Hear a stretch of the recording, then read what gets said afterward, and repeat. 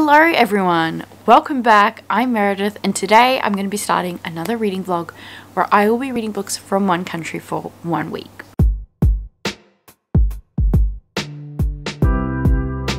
So yes, as the title and thumbnail imply, I will be reading books from Finland this week. Yahoo Finland. Yahoo Finland.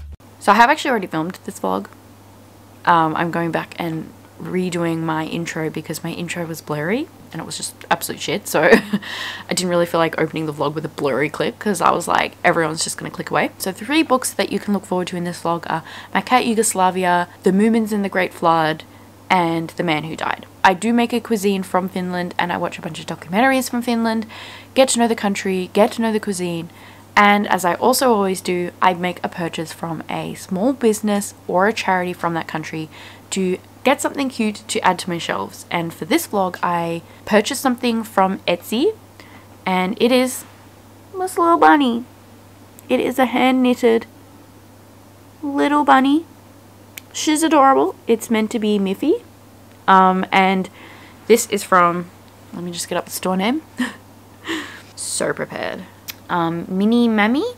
Anyway, I'll link the store, of course. And she just knits a bunch of cute little things to put in like doll houses and stuff. So it's absolutely adorable. She's got lots of stuff for dolls and things, but this is adorable. It will sit on my shelves and look so cute. It's so tiny and wholesome and it's handmade. Like look at all of the stitches like in the ears. Amazing. So talented. So yeah, this is my little addition to add for Finland, and I hope you enjoy as I read books from Finland, make cuisine from Finland, watch documentaries, just have a good all-round time. And I am so sorry that this intro kind of sucks. Hi. So I found one, which isn't the sort of thing I would normally read, but I gave it a go, and that was The Man Who Died, which is, I don't even know what to call this. It's kind of like a thriller, but it's a contemporary. It's kind of almost satire in a way. It's really odd. But it's about a man who starts feeling sick, so he goes to the doctor and he finds out that he's been slowly poisoned. And the poison has gotten so bad where he will die. Well, that sucks. The doctor's like, you might have a few days left, you might have a week. I don't know, but you're gonna die. And it's about him trying to figure out who has been poisoning him. And he, along with his wife, own a like mushroom importing company. And there's recently been a like rival company built like down the street or some shit. So it's like, we're a small town and we're both trying to like run a mushroom exporting business, both trying to get clients from Japan. So it's just sus. And the story kind of goes from there, and it's so weird because it's like a mystery because you're trying to figure out who did what, and there's like murder, and it's kind of a thriller in ways, but it's also funny because it's like all because of mushrooms. Like, it's so weird, but you kind of feel for the main guy. Like, the start was really sad, but it stopped being as sad. The way it was written was really interesting. I was a little bit detached, but I felt like it suited the character. I feel like he was kind of just going through the emotions of things. He was very detached and numb in a way, and I felt like the way it was written really suited that because he was trying to process the things that he was going through and it wasn't really working, and he needed to just work on figuring things out. So the emotions kind of got pushed back, which was really interesting. It did mean you were a little bit detached from him. So I wasn't like super emotionally invested in him, which normally would really hinder my experience. But I think it worked in the way that this was written. Like, it just suited the style and the kind of weird satire that we kind of had going on. It could have been more effective if we had just gotten maybe a chapter or even just a few paragraphs or even just one long paragraph about him before he found out that he'd been poisoned. Because the opening scene is that he's been poisoned, which I think is a really effective way to open the book. So possibly maybe we had a flashback, but I feel like we didn't get any of him really before he was poisoned. Like, we got like little snippets of flashbacks, but I would have liked a solid section where we just saw who he was before all this so we could understand the situation better. Because I do feel like he was a bit unreliable in ways because we didn't really know him super well. And like, he came across like a really good dude, but it's like, well, someone's trying to poison you and, you know, you could be a dodgy dickhead. Like, I don't know. Like, I want the full context, and I feel like I didn't get that because we didn't get to see him before then. So I don't know. Like, maybe that wouldn't have made the experience as good because he wouldn't have been as unreliable. I'm not sure. But it's interesting. It was definitely an interesting book. I think that the ways that he got revenge were super satisfying. But I actually didn't love the ending. I'm not going to say too much because I don't want to spoil. But I don't think the reveal was satisfying for me. And I didn't love it. But I gave it 4 stars overall because it was a fun read. It was very strange. And I was like super invested. Like, I wanted to know what was going on. I had absolutely no idea. Like, there were so many people it could be. And like, how dark and twisted this book got, like how hard this guy went for his mushrooms was insane. So yeah, I enjoyed it. I gave it 4 stars. Hello. Ooh. We are now up to the part of the vlog where I'm gonna make a dish from the country that I've chosen for the vlog. So I am going to be making a Finnish fish pie. I got it from the SBS World Food website, so I will link it down below in case you want to try it yourself. But there's a little description at the top which says, on a trip to Finland a few years ago, it only took me a couple of meals to realize how much dill and salmon feature in the country's wonderful cuisine. This pie is a little ode to the Finns' favourite ingredients, all topped off with a deliciously buttery, flaky pastry. So I do not believe it's made by someone from Finland. However, the more authentic dishes require a lot of ingredients that I don't have, and I just do not have the money to go and buy them. So I thought this one was just the easiest because I didn't have to buy a lot. So I'm sorry I don't have the money to be super like exciting with the food that I cook, but it's just how it is, unfortunately. So while just preparing stuff, I thought I would talk about, this just isn't high enough. I'm sorry, I'm just gonna have to bend. And that was the Moomins and the Great Flood. This is like a children's book, and when I say children's, it really is a children's book, like the kind of thing that I, as an adult, got literally nothing out of, like nada. However, it was super cute, and it's definitely something I could see like reading to my kids in the future if I ever have kids. It's super cute. It's just about these like, it's not actually explained what they are. They're like little mouse bear things called Moomins. And this whole series just follows the Moomins. I think there's more Moomins than in this book. There's only 2. It's mother and son, and they're just trying to find a place to live. So it's their journey, and they meet a lot of other like creatures and characters along the way, and it is super cute. There's like artwork as well, which is really nice. I really liked that artwork, and like it's to me it's a really good children's book. Like, it's an adventure, it's whimsical, but yeah, as an adult I didn't really get like anything out of it. So like, I thought about it in the perspective of this is for like young children, and I gave it 4 stars. It's really good. I highly recommend if you have children or you're wanting to find books for when you have kids that you want to read to them, or you do have kids and you're trying to look for books. I highly recommend giving this a try to see what you think and if your kids would like it. But it's super cute, and I know the Moomins are a big part of the culture in Finland, possibly like pop culture. There were the Moomins. There were the Moomins. I know they're quite big. Rude. So I really wanted to read one of the books. I probably won't continue.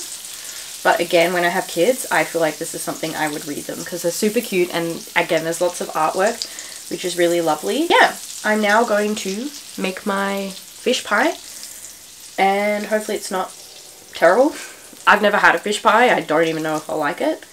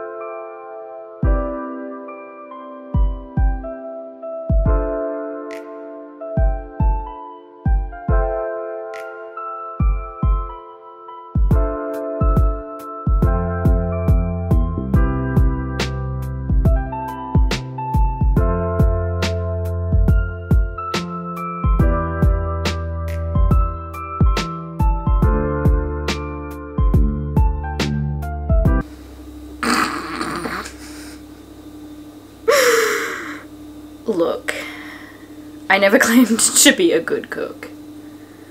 So this looks like oh, that's close. Shit.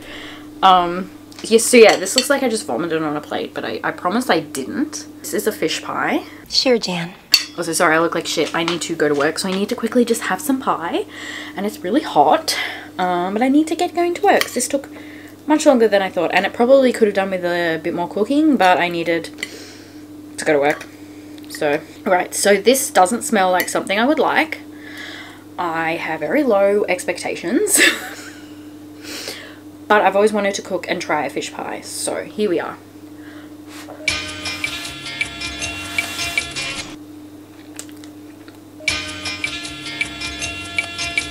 You know what, that's not actually that bad. Like, I couldn't eat much of this. This is not terrible. I do think I may not be a fan of dill. I'm not really sure. I just remember when I added that and I smelt it, I was like, ugh. But this isn't terrible. But yeah, the thing is, we didn't actually put all of the dill in. It needed like another tablespoon. But I put one in and I thought, that looks like enough. It's also got a lot of spring onion. And I don't mind spring onion, but I feel like spring onion's one of those things that it takes over the taste, like mushrooms. And I just don't love them. So I kind of hate that there's so much. I think if I made this again, look at me talking like I'm an expert or some shit. But for me personally, I think I would not put in the spring onion and use actual like just normal onions and more celery. Okay, so my progress of this book has been really slow because I forgot to bring it with me when I went to my sister's, so love that. I'm almost halfway through this, so this is such a weird book. I'm just thinking about the fact that I need to try and explain what this book's about, and I feel like you're all going to be like, so confirm Meredith is on drugs? So this is one of those books where we follow two timelines and two different characters at different times in time periods. I feel like there was a much simpler and easy way to explain that, and that was not it, but it's fine. I'm sure you got the picture, and if you didn't, I don't know why you're here because my videos are never eloquent. I also just spat while I laughed. What is going on? Leaving. So one of the perspectives is 1980s Yugoslavia, and it's a young woman called Emine who's kind of being forced into an arranged marriage. And then we follow decades later her son Bekim, and he's basically a refugee in Finland, and he is really struggling, and it's kind of following how lonely he is being in a foreign country and his experiences with being a refugee and the loneliness and detachment he feels. And through that there is a talking cat. So this cat, who's like really racist and homophobic and just terrible, is like staying at his house. And it's one of those books where you're like, okay, so is there actually a talking cat? Is this commentary that he's become so detached and lonely that he's imagining a talking cat to bridge the loneliness that he feels? Or is it like a mental health thing? Does he have like schizophrenia or something and he's believing that there is a cat there? I don't know what's happening. It's just one of those weird books that I don't think will give any explanation, and it's just up to the interpretation. So yeah, it's kind of about him with this cat and his mother's experiences kind of getting, I guess, the family to Finland, because it is during the war that she is in Yugoslavia. And it's definitely exploring how refugees are treated and the way that you would feel being alone from another country, coming to this new country, and how difficult it is to make connections, and the way that people shame you when you're not successful, because it's like, our country gave so much to you when you're doing fuck all, and it's like you're not actually given much help in the process, and you are kind of left to your own devices, and people just shame you when you're not successful. But it's like, well, the way that your society is set up so that I won't be successful, but you're shaming me for not being successful. Like, it's definitely a dark way of covering what it can be like as a refugee in a country, especially when you don't have any family, you're just there on your own. I feel like it would be so isolating and just awful, and the way that he's treated is just not nice, and you can see why he would become so detached. But I'm loving this. Like, I'm actually fucking loving this. It's 5 stars so far. It's definitely for a niche audience. I feel like I've been saying that a lot, and I must sound so pompous. Like, I like these books that are for niche audiences. But, like, I'm liking weird books this year that I just don't see a lot of people liking. Like, I look up reviews on Goodreads, and, like, everything they say is fair as to why they don't like it. But I'm like, but that's why I like it. Anyway, here we are, just me reading another weird book that a lot of people won't like, but I like because I'm weird, I guess. But it works, you know, it works. It's weird. Like, as soon as the talking cat came into it, like, he was at a bar and he saw the cat, like, dancing, and they started hitting it off, and I was like, I fucking love this. Like, there's a talking fucking cat. Like I was just instantly like, yes, 5 stars, I love this. This is amazing. I'm in for a good time.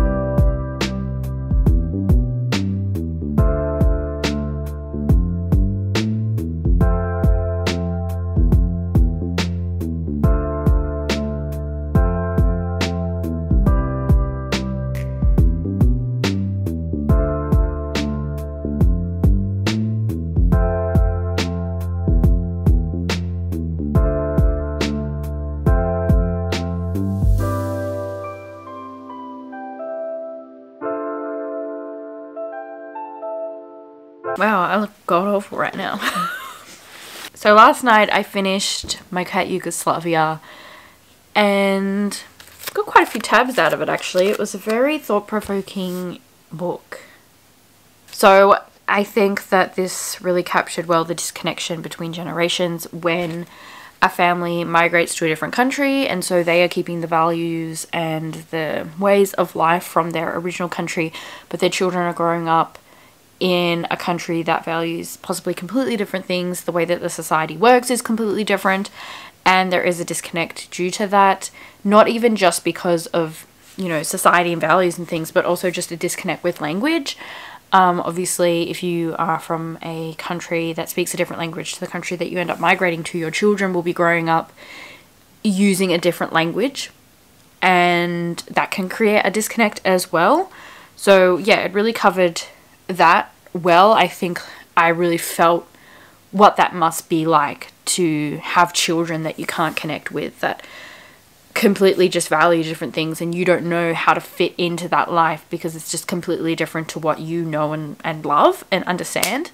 So I really felt like that was captured well in this. I was looking at the blurb on the front of this, and it was saying a strange, haunting and utterly original exploration of displacement and desire. And yeah, I really agree with that. I think that it does really cover displacement when it comes to especially the mother's story, when she has been forced into a different country and it's not where she wants to be and it's not what she values, but she can't be where she wants because it's unsafe, and how disconnected she feels from everyone around her, and then thus, as I said, the disconnection from her children, and then how that affects them as they age, and the loneliness that creates. And obviously we see that through the male's perspective.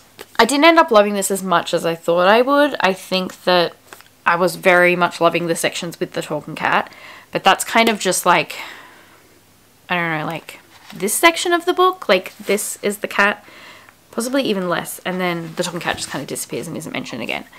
And I think after that kind of ended, I realized that there were just some things like technical stuff that I didn't love about this. I feel like this isn't necessarily a bad thing. Just hit my funny bone. That's so funny. Oh my god, that was so funny. So we've obviously got two perspectives in this, and the mother's is completely just like a normal, straightforward narrative, and then the son's is obviously a bit wacky. And I feel like bouncing between the two at times was just a little jarring, and I feel like they were just completely different stories, and I didn't love that myself. Each perspective separately I really enjoyed, and for the most part I could still like it. I just think it made it harder to get with the son's perspective because it's so wacky and weird, and normally you'd be like, well, that's just the style of the book, but then the mother's perspective is so normal that it's a bit confusing. Like, so this isn't like necessarily a weird book because like the mother's perspective is completely normal, so it was really hard to get with what the point of the male's chapters were. I do really think this is a book I will need to reread to fully grasp and appreciate. I think that the first time through there's just a disconnect with those two things, and I struggled a little bit, and I don't think I was smart enough to necessarily fully understand what was happening with the cat. I still loved it, and like I know that like literature like this is up to your interpretation, and like I have an interpretation, but I wonder, like, am I missing the full picture here? So I really do think I would need to reread this to really grasp what the author was trying to say, possibly. I don't know. But yeah, I really liked it. I feel like it definitely captures growing up as a refugee in a country very different to the one your parents grew up in, and the way that people treat you. And yeah, it just captured that really well, and the experience that he had and his mother had was very interesting, and it's also a little bit quirky, and I agree that it's very original. It's different. I've never really read anything like this. So I'm going to give it a 4 to 4.5. I haven't decided. Probably a 4.5. I really did like this. There was just like a little bit of a disconnect between the two things, and I do think, again, a reread, this could possibly get 5. It's very original, very thought-provoking and unique, and I do highly recommend if you like that kind of thing. Just know that it's weird.